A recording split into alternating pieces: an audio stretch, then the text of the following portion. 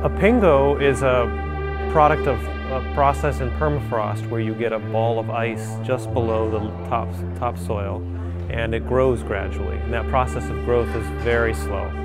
A pingo might take 1,000 years to fully develop.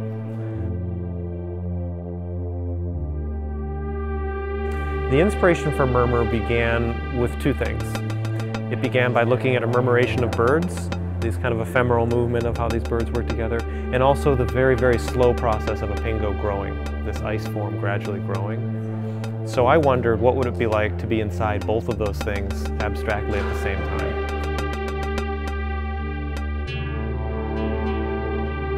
Beginning with the idea of an inspiration of a pingo, I actually went with a drone up into the Arctic and photogrammatically documented a pingo. So I had a three-dimensional model of that pingo, and then I also made a model of that pingo just from my memory of having spent 3 days with the pingo, on it, around it, studying it.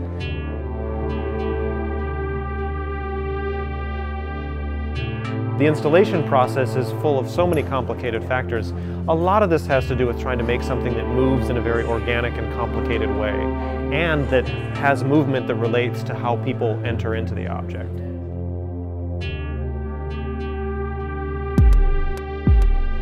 So beyond having a sculpture that moves, that you can enter into and see from a distance, I wanted to merge this idea of bringing in holographic content.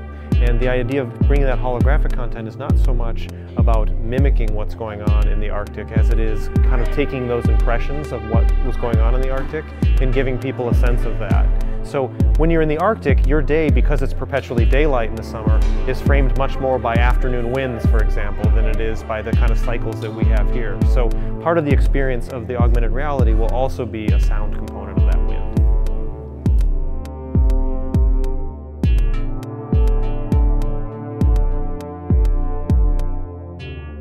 When you come to Mystic and you experience the piece in the exhibition hall, you'll have a piece that's got moving parts that you can enter inside of. And it's my hope that you feel a sense both of a kind of slow sense of movement that's relative to the growth of a pingo, but then through light and shadow streaming through the sculpture, you'll have a sense of much more rapid movement relative to birds.